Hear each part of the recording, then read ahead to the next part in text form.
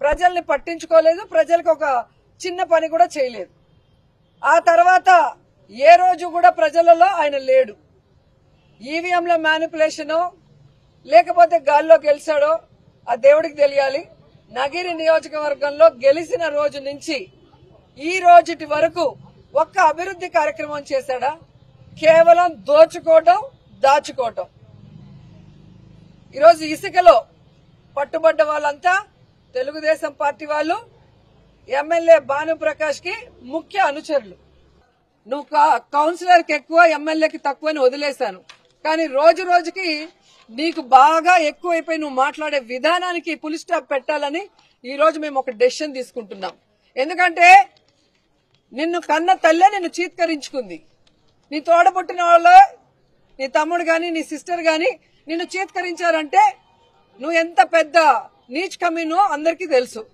నువ్వు నా గురించి మాట్లాడేంత అర్హత నీకుందని అడుగుతున్నా. ఈ రోజు నువ్వు ఎమ్మెల్యే అయిన తర్వాత గంజాకి అడ్డాగా మారిపోయింది పుత్తూరు నగిరి. నువ్వు ఎమ్మెల్యే అయిన తర్వాత ఈ రోజు డ్రగ్స్ కి అడ్డాగా మారిపోయింది. నువ్వు ఎమ్మెల్యే అయిన తర్వాత ఈ రోజు అక్రమ మైనింగ్ జరుగుతుంది, అక్రమ ఇసుక.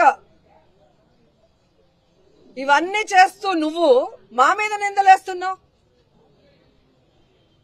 రాబోయేది జగన్మోహన్ రెడ్డి గారి ప్రభుత్వం. 5 ఏళ్ల తర్వాత ఈ 5 ఏళ్ల నువ్వు చేసిన అవినీతిని కూర్చోబెట్టి కక్కిస్తానని కూడా ఈ సందర్భంగా తెలియజేసుకుంటున్నా. చాటలతో పరకలతో కొడతారు. జగన్మోహన్ రెడ్డి ఇచ్చేటివన్నీ ఇస్తాము, అవి కాకుండా మేము చెప్పినవి కూడా ఇస్తామని చెప్పి చంద్రబాబు నాయుడు, పవన్ కళ్యాణ్, లోకేష్ ఎలా ఫెయిల్యూర్ అయిపోయారు, ఎలా ప్రజల్ని మోసం చేశారో అందరికీ తెలుసు.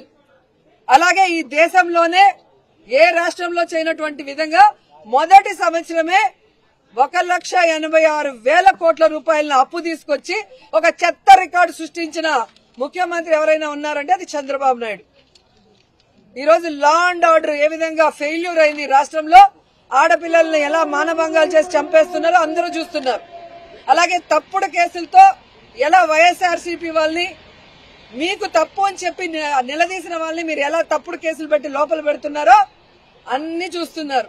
అఫీషియల్స్ ని మీరు ఎలా మోసం చేసి ఉద్యోగస్తుల్ని ఈరోజు వాళ్ళని కూడా ఎలా మోసం చేశారో అందరూ చూస్తున్నారు.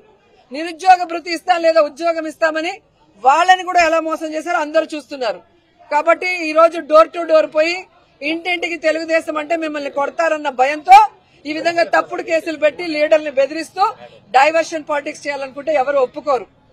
ఇంకొకసారి నోరు గనక అదుపు తప్పితే అదే భాషలో నేను మాట్లాడాల్సి వస్తుందని భానుప్రకాష్ ని హెచ్చరిస్తూ, ఈ 5 సంవత్సరాలు మనకి టార్గెట్ కాదు, ఈ 5 సంవత్సరాలతో పాటు ఇంకొక 10 సంవత్సరాలు మనకి టార్గెట్. అప్పుడే మనం ఇంట్లో ప్రశాంతంగా ఉండగలం, మన పిల్లలకు మంచి భవిష్యత్తు ఉండేది, మన రాష్ట్రం అభివృద్ధి పదంలో ముందుకెళ్లేది. కాబట్టి ఆ ఒక్క విషయం గురించి ఆలోచించే ఈ రోజు ప్రజలందరికీ కావాల్సిన అభివృద్ధి సంక్షేమాన్ని ఇస్తూనే మన కార్యకర్తలు అన్న వాళ్ళకి ఒక భరోసా కల్పించే దిశగా ఈ రోజు మనం ముందుకెళ్తున్నాం. దీంట్లో 1-2 రోజులు లేట్ అవుతుంది. తమ్ముళ్ళు వెళ్ళారు కదా జైలుకి, రూపురేఖలు మార్చుకొని వచ్చారా లేదా? రూపురేఖలు మారినాయా లేదా? బయటకు వచ్చేసరికి హీరోలు అనుకున్న వాళ్ళందరూ ఏమయ్యారు? జీరోలు అయి బయటకు వస్తున్నారు. జైలు నుంచి బయటికి వెళ్లాల్సిన వాళ్ళు ఇంకా చాలా మంది ఉన్నారు. ప్రాపర్ వేలో చేద్దాం, తొందరపడాల్సిన అవసరం లేదు, మనం అక్రమ కేసులు పెట్టాల్సిన అవసరం లేదు. వాళ్ళు తప్పు చేసిన దానికి మనకు శిక్ష పడే పరిస్థితులు ఈ రోజు వచ్చినాయి. మీకు విషయం చెప్పాలి, ఈ రోజు చంద్రబాబు నాయుడు గారి పేరు చెప్తే ఒక మైక్రోసాఫ్ట్ గుర్తొస్తుంది, చంద్రబాబు నాయుడు గారి పేరు చెప్తే ఒక డీప్ టెక్ గుర్తొస్తుంది, చంద్రబాబు నాయుడు గారి పేరు చెప్తే ఒక పోలవరం గుర్తొస్తుంది, చంద్రబాబు నాయుడు గారి పేరు చెప్తే ఒక అమరావతి గుర్తొస్తుంది, చంద్రబాబు నాయుడు గారి పేరు చెప్తే ఒక గ్రీన్ ఎనర్జీ గుర్తొస్తుంది, చంద్రబాబు నాయుడు గారి పేరు చెప్తే ఈ రోజు క్వాంటమ్ వ్యాలీ గుర్తొచ్చే పరిస్థితి. అదే జగన్మోహన్ రెడ్డి పేరు చెప్తే ఒక గాంజా బ్యాచ్ గుర్తొచ్చింది, జగన్మోహన్ రెడ్డి పేరు చెప్తే గొడ్డల వేటు గుర్తొచ్చింది, జగన్మోహన్ రెడ్డి పేరు చెప్తే కోడి కత్తి గుర్తొచ్చింది, జగన్మోహన్ రెడ్డి పేరు చెప్తే గులకరాయి గుర్తొచ్చింది, జగన్మోహన్ రెడ్డి పేరు చెప్తే బూతులు గుర్తొచ్చాయి, జగన్మోహన్ రెడ్డి పేరు చెప్తే చర్లపల్లి జైలు గుర్తొచ్చేది, జగన్మోహన్ రెడ్డి పేరు చెప్తే మద్యం కుంభకోణాలు గుర్తొస్తాయి. అది ఇద్దరు నాయకులకి ఉన్న తేడా. ఈ విషయాన్ని నేనే కాదు, ఇక్కడ స్టేజ్ మీద వాళ్ళే కాదు, మీరందరూ కూడా పబ్లిక్ లోకి వెళ్ళి చెప్పాలి. మళ్ళా ఇటువంటి దుర్మార్గుడు వస్తే ఆంధ్ర రాష్ట్ర ప్రజలు ఎవరో కూడా ఇక్కడ ఉండాల్సిన అవసరం లేదు. మళ్ళీ అటువంటి దుర్మార్గుడు వస్తే కనుక ఇక్కడ ఉద్యోగస్తులు ఎవరు కూడా పనిచేసుకోవాల్సిన అవసరం లేదు. కాబట్టి అటువంటి వాడు రాకూడదని నిన్న మొన్న ఒకసారి ఎక్కడ చూపించారు, రామానాయుడు గారు ఎవరో చెప్తున్నారు, సీసాలో బంధిస్తాడట దయాన్ని, సీసాలో బంధిస్తాం కదా, బంధించేశారు.